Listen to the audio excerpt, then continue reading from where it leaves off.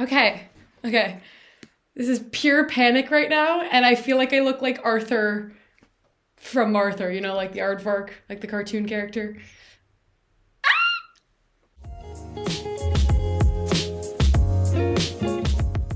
Hey cuties, and welcome back to my channel for another video. If you want to join the cuties fam, all you gotta do is hit that subscribe button, the like button, and the little bell icon to get notified when I make new videos. All my socials will be linked down below, including my Instagram, Twitter, TikTok, Cameo, Patreon, Discord, and my podcast. Any way you can support me will be linked down below. God, it's been a while since I've said that. I'm surprised I even remotely remember that intro. Okay, so before we jump into the video, I just want to, like all videos, give a big shout out to all of my Patreons. But this one is going to be an extra special shout out. Truly, from the bottom of my heart, thank you to each and every one of my patrons who stuck by me and supported me through the really hard time I was going through at the end of 2021. You will never know how much your love and support has meant to me. And honestly, it's the one thing that kind of like kept me going and striving to get back onto YouTube. So if it wasn't for you guys, I don't even know if I'd be making this video right now or coming back to YouTube at all. So I just wanted to say thank you from the bottom of my freaking heart. You guys are so amazing. And this video is dedicated to you, as all my videos are dedicated to you. I love you guys and thank you so much. Anyways, let's jump into the video. Hey guys, Happy New Year. Long time no see. I miss you all so much. You have no idea.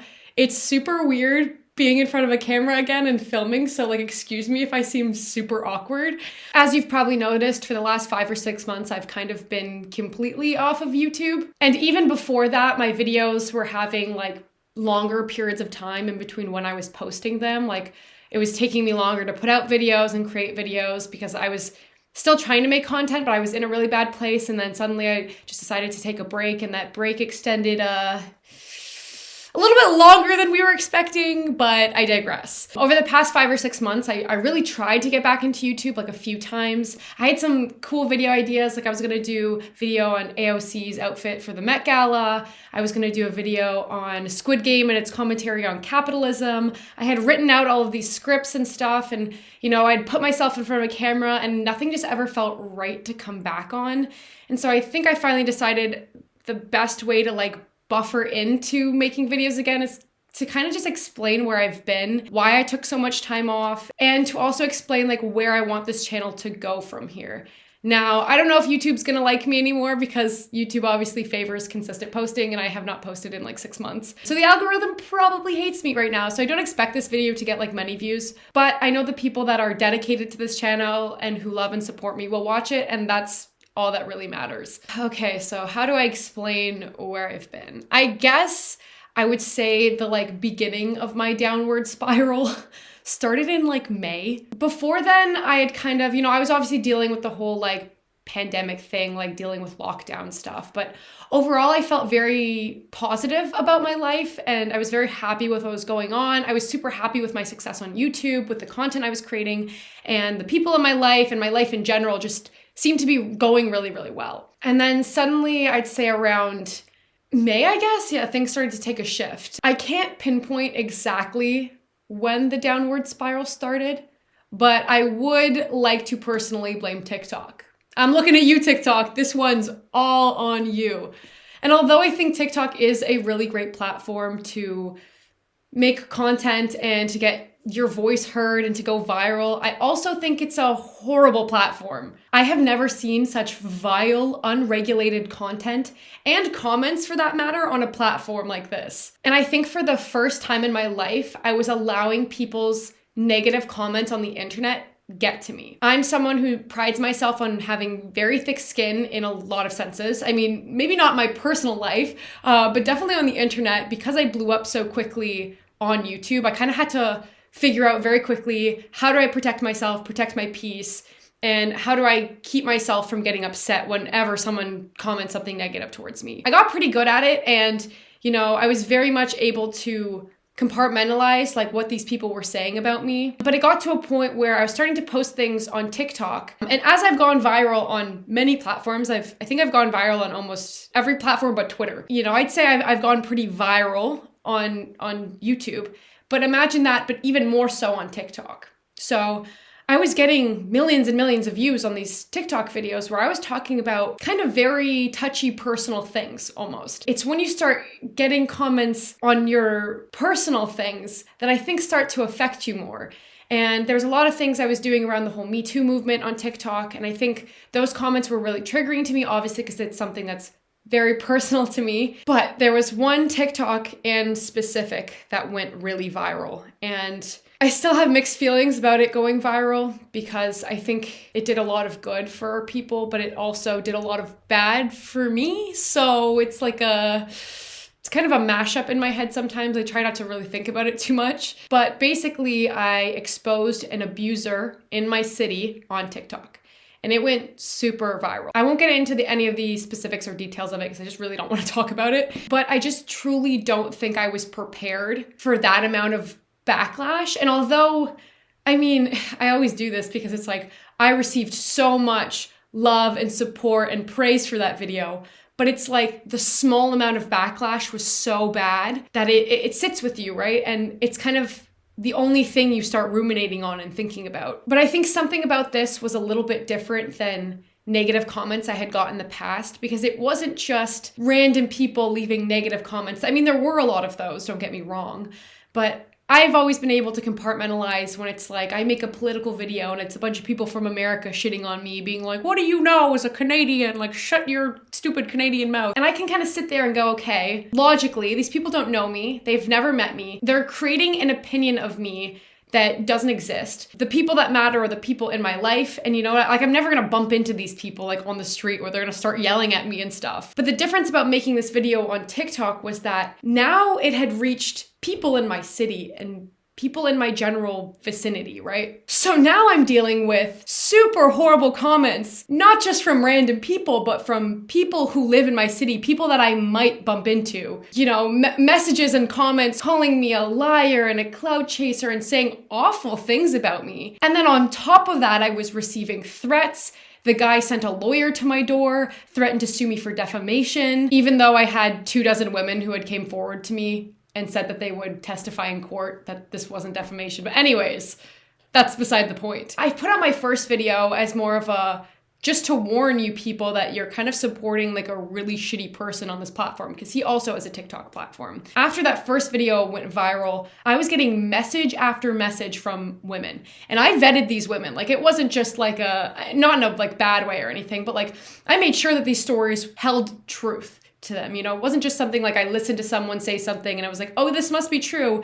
It was like, I need to follow this storyline, see when it happened, how it correlates with everything else. So I had stories from 24 women, vile stories, like truly horrid stories. And I was at a point where I became so passionate about this. Their stories touched me on such a deep personal level. I think maybe because of a lot of the things like I've been through in my life, and he hadn't done those things to me. He was just kind of a shitty person to me. And so when they told me these things, I desperately wanted to fight for them. I had that platform. I wanted to be that person who could give them a voice. But then I started grappling with the idea of I wanted to give them a voice, but at what cost to me? And I don't think I ever talked about how much this took a toll on me. Like, I really didn't want to ever upset anyone. I didn't want anyone to ever, you know, feel bad that I was doing this for them. I never wanted to put that burden on anyone. But I think now, like, sitting back and looking at it, like, it took such a big toll on me having to kind of take that all on my shoulders. Like, I became kind of like the face of it. And I don't know if I wanted that for myself. Like, I didn't think much about it when I put the first video out, and then we put out a bunch of subsequent videos trying to get the women's actual stories out because I didn't like the way my first video came off. And I could see maybe why people thought I was being petty or like whatever, you know. The first video did come across like I was just kind of gossiping or talking shit or whatever. But really there was these real stories about how horrible this guy was. I wanted to get those stories out. Every time I put anything out after that, it just got taken down. You know, I really wanted to fight for these women and I was willing to take all of the blows for them. I really didn't care at this point. I just wanted them to be heard. And I just wanted people to stop supporting someone who traumatized so many people. But we could never really get those stories out because all of the videos just got flagged or taken down and it began to feel futile. Still to this day, so many people see me as like a liar and a clout chaser when they never even got to hear the true reality of these stories. And it's upsetting to me, but I know the truth and I know why we put that stuff out. It just felt so unfair, and it still feels so unfair because now this guy is back making videos like nothing happened and people are praising him when truly, truly a vile human being. But anyways, the next real trigger for me, during the midst of all of this happening, and out of respect for a relationship that I once held very dear to my heart, I won't go into any of the specifics of what happened, but basically one of my best friends in the entire world did something so horrendous to me that I had to end our friendship. To me, it was truly one of the most horrible betrayals I've ever experienced in my life. Specifically because it was someone I never expected it from. It was incredibly hard on me, and if I'm being absolutely honest, it still is incredibly hard on me. It's so, like, I don't like to think about it too often because it's so painful to think about, especially when this person was someone I expected to be in my life forever. And if we were to have a day where we weren't friends anymore, I would have hoped it would have been in a way that we just kind of grew out of the friendship, or we kind of had like an amicable ending to it, you know, where maybe in the future we call each other up and we can still talk and be friends. But I don't think that's even a possibility after something like this. And like, to think this person knew all of like the deepest, darkest parts of myself, knew all of the pain that I've been through in my life, that this person knew all of the people who have done horrible things to me and have hurt me, and to think that they knew all of that and still decided to put themselves in that pile of awful people is like mind-boggling. The woman was too stunned to speak. Like, could not believe it, still almost don't want to believe it. And it was especially hard because, as a lot of you know, one of my best friends passed away at the end of 2020. And obviously I was going through a really hard time around then. Like, it truly ruined me. Like, I've really never lost someone that close to me before. It was, oh my God. Like, I don't even want to really get into it because I'll start crying. But basically, like, I knew that there was 2 dates that were going to come up that were really going to bring out a lot of emotions in me, and that was Lindsay's birthday and then the anniversary of her passing. But specifically on those days, it was even harder because I just wanted to call my best friend. Oh wow, am I going to start crying? No, you're not. No, you're not. You're strong. Okay. I just wanted to call my best friend and like talk to her. And I couldn't because she had done something so horrible to me. You know, realizing that I couldn't call the one person I wanted to talk to about it, or more that I shouldn't call the one person I wanted to talk about it, was like, it made everything 1,000% worse because I was filled with so much anger and sadness on those days that extended far beyond just mourning the loss of one best friend.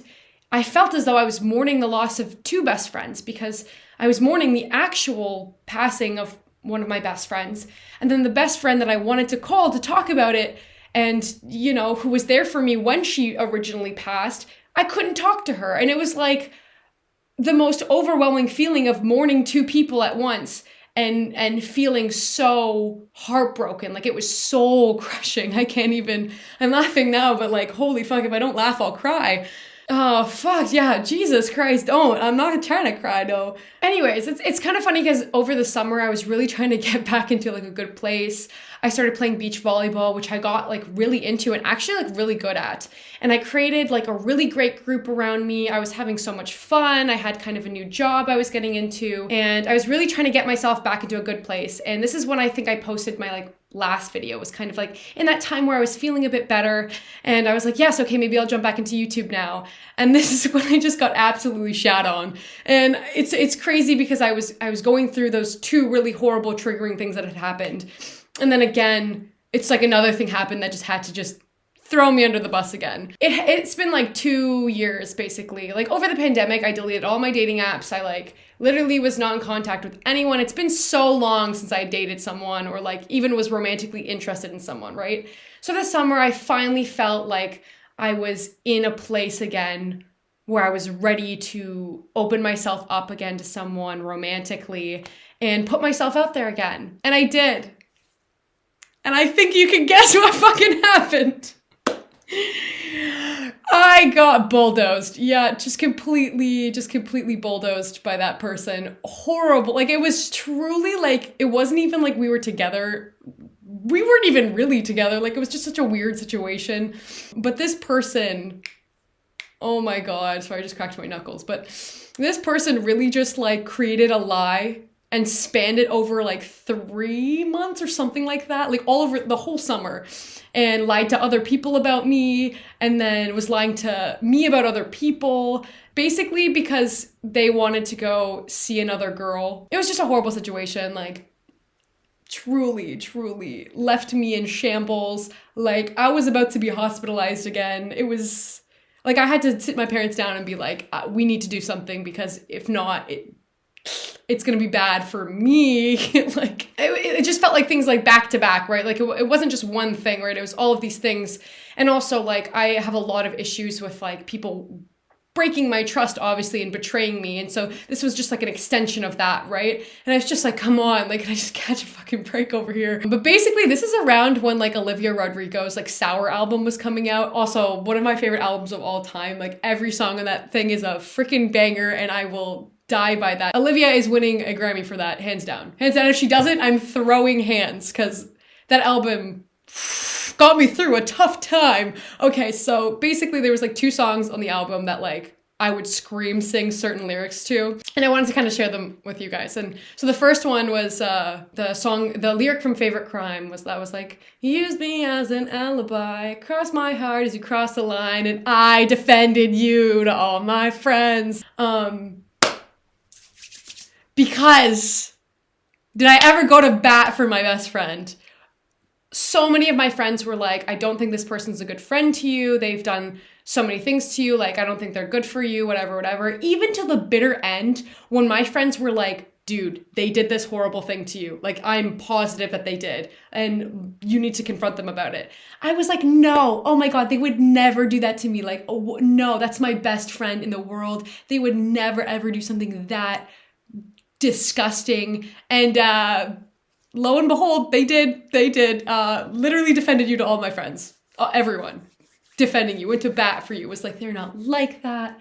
They're my bestie. And the other song's Traitor, where she's like, it took you 2 weeks to go off and date her. Guess you didn't cheat, but you're still a traitor. But I changed the first part. It took you 2 days to go off and date her, because this person truly made out with another girl in front of me in 2 days. So if you want to know how shitty that situation was. And anyways, after the summer, I was doing a lot of things to kind of try to heal from everything I had gone through over those few months or whatever. And I think I was bringing a lot of things into my life to kind of self-sabotage. It's like I was putting myself in situations and going after people that I knew were just gonna like hurt me more, almost to like kind of wallow in my own self-pity. Like, I don't know what I was doing. And it feels like the end of 2021. I can't really think of many super triggering, memorable things, right? Like I can maybe think of a few, maybe not as big as like the ones I had dealt with before,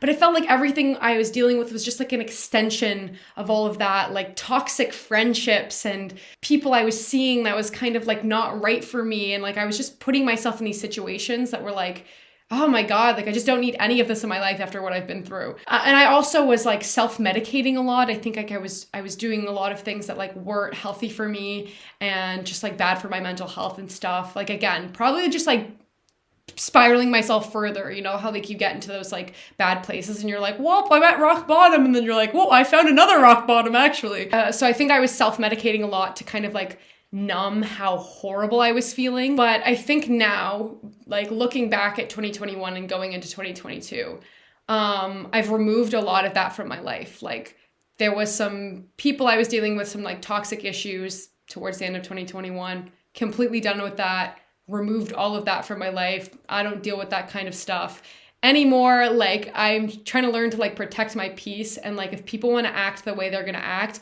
just let them, but let them do it far away from me, sis. And I think now in my life, I've surrounded myself with like really good people, a really good support system. I've kind of figured out a lot about myself this year, maybe in like the worst way possible. But sometimes I think you kind of need to go through that stuff to like learn a bit more about yourself. And I think I'm a lot more content with where I am now and the people in my life. And that's not to say that I still don't have really bad days or really bad weeks, but I think I'm able to cope with them a lot better now. And I also think that compared to where I was at in the summer, I'm doing a lot better, because in the summer I literally was about to be hospitalized again because I wanted to, you know, myself. Like it was not going well, but I'm doing much better now. So I guess that's a very vague and basic outline of what I've been dealing with. Obviously, it does not go into any of the like severe details of what was going on, because I mean, if we got into that, you'd truly understand why it was not a good time for me. I obviously only hit on the really big things that happened, and some of the more smaller things I don't want to get into. And of course, like there's things that deal with people who are personal in my life, and obviously I'm not going to try to talk about them online or anything, or out of respect for people, I'm not going to share that private information online. And maybe in the future one day I will touch more on any one of these big topics I talked about, or even the smaller ones I didn't really mention in some sort of way. I do like expressing things like that have happened to me, but you know, right now I'm just ready to kind of like move on from them and like move on with my life. So I really don't want to discuss them at this point in time. So I hope you guys can kind of like see this and like see why I kind of like had a really rough end of 2021 and why I just needed to be completely off YouTube. I just don't think in that time I was in the right mindset to be handling any sort of negative comments in any respect. And I think it was such a fear of mine to put content out again, because I was so worried about how it was going to make me feel, and if it was going to make me feel worse and send me spiraling more. But anyways, yeah. So where I want to go from here is I'd like to talk about where I want to go with this channel. Now, I still want my channel to remain the same vibe as it was before, right? I still want to do social and political commentary. I think I want to edge more towards the social commentary side, because that's where I think some of my most deep and meaningful opinions come from, is from the more social issues side, because, you know, of course I did study philosophy and like all of that stuff. Like I like kind of discussing ethics and stuff like that in society and in the social issues that are going on in our world. I also might want to dive into a little bit of like religious commentary, maybe do some reaction videos on like other religious channels and stuff, if that's something you guys might be into. I think that I do have a very unique experience and journey with religion. As some of you know, I was born and raised a devout Roman Catholic. I now consider myself to be an atheist who practices secular Buddhism. So I'm technically a Buddhist, but like I call it secular Buddhism, but I also call myself an atheist. So kind of complicated journey. But to go from like that place to this place is a weird and long journey, right? And I think I have a very unique perspective on religion that I'd kind of like to share. And I don't know if that's something you guys are into. Let me know if there's videos you want me to react to, or specific kind of videos you'd like me to make. Like obviously I make videos because I love making them, but I also want you guys to enjoy them. I want it to be content that you guys are involved with and want to interact with and really, really enjoy watching. So if you have any suggestions or anything for my like future videos, you can suggest them in the comments down below. Leave me a comment, send me a DM, a message, anything like that would be super, super appreciated. Anyways, I've been talking for way too long, so I should kind of like end the video here, but I just want to say I love you guys so much. And I know 2021 for most of us was probably a really, really crappy year, but I hope this new year can offer a lot of healing for all of us. And I hope that we can all leave things in our past that no longer serve us, whether that be friendships, relationships, experiences, negative feelings, failures, anything that no longer serves you and me, and anything that's been holding us back. I hope that we can leave that in 2021 and really strive for new beginnings and more happiness and joy in 2022. We're currently still in lockdown here in my city in Canada, which sucks. I'm not in a good place right now. Not mentally, just Ontario. But I'm really excited for what we can create together here on this platform, and hopefully we can build this audience even bigger than it was before, because the Cuties fam could always use a few more family members. I'm really excited to be back. And if you're really excited that I'm back, I hope that you can help me boost the algorithm, because it hates me right now. And if you'd like to like, comment, share, subscribe, you know, all that fun stuff, in order to get this video kind of rolling again, and maybe my channel can come back to somewhat what it was before. But you don't have to, obviously. Just if you'd like to support me in that way, that'd be extra special. I love you guys so much. Thank you so much for sticking around this long. And if you're watching this, thank you so much for watching to the end. You're my hero. That's all for this video. Remember to like, comment, and subscribe down below, because you know I appreciate that so much. Thanks for watching, and I'll see you in my next video. Peace.